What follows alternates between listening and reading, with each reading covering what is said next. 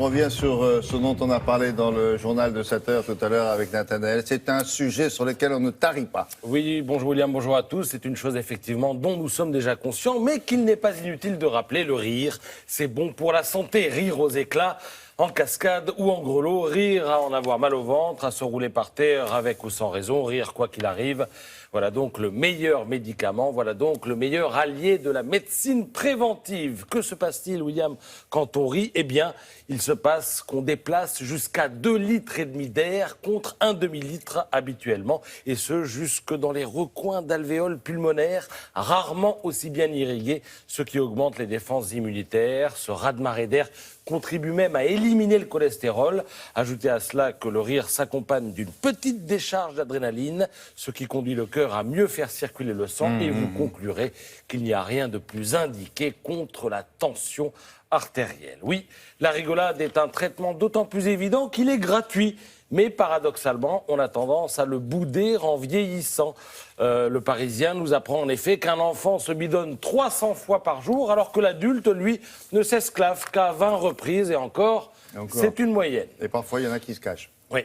Alors c'est dommage tout ça, limite idiot, mais au fond assez compréhensible. Il suffit de voir ce à quoi ressemble le monde adulte pour se dire que les occasions de se marrer sont plutôt rares. Prenez la presse du jour, pas franchement de quoi se gondoler.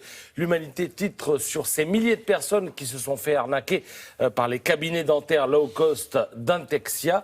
Les voilà édentés et endettés, persifle le journal. Les victimes se retrouvent privées de soins et en appellent maintenant au ministère de la Santé. Tout aussi gai, le titre du Figaro qui s'attarde sur le sort réservé au président de la République. Hollande attaqué de toutes parts. Après la fronde politique, retour à la contestation sociale. On ne compte plus les manifs contre la loi travail. Les transports vont rouler au ralenti. Voilà donc pour la énième fois la semaine sociale de tous les dangers pour le gouvernement, écrit Philippe Marcacci dans l'Est républicain.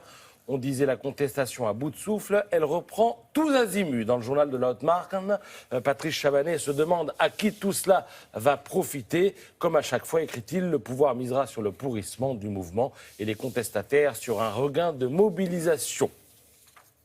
Alors, qui peut tirer les marrons du feu? L'exécutif, certainement pas. Les frondeurs, ils ont perdu la partie au Parlement. La droite et l'extrême droite, assurément, de l'eau au moulin de tous ceux qui pensent que la France est ingouvernable.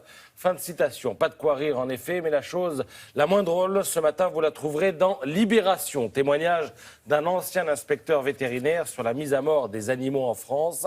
Alors, c'est compliqué d'entrer dans les détails ici parce que c'est assez trash. Je vous le dis franchement, disons qu'on s'aperçoit à la lumière du propos de cet homme-là, que les animaux sont souvent conscients de ce qui leur arrive, et le but dans les abattoirs n'est pas de les anesthésier vraiment, mais tout simplement de les immobiliser, histoire de faire en sorte qu'ils ne posent pas de problème. Je ne vous lis qu'un petit passage, il concerne les agneaux. Avant d'être abattus, ils pleurent comme des bébés, on se croirait dans une crèche, dit le témoin, et quand on s'approche d'eux, ils veulent téter nos doigts parce qu'ils ont faim. C'est un témoignage qui devrait faire parler et relancer le débat sur la souffrance animale, souvent inutile. Alors pour finir sur quelque chose d'un peu plus souriant, je vous montre la une de l'Équipe.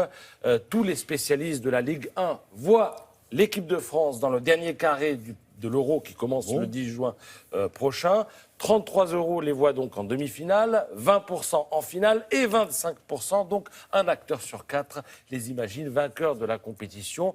Ils pensent cependant que c'est l'Allemagne qui devrait gagner, mais enfin on a quand même un quart de Français dans le monde de la Ligue 1 qui les voit vainqueurs. Deux questions. La première, quelle sera la star de cet euro? Réponse, 45% pensent que c'est Griezmann et 22% Pogba. Et l'autre question concernait le vainqueur, je vous en ai parlé.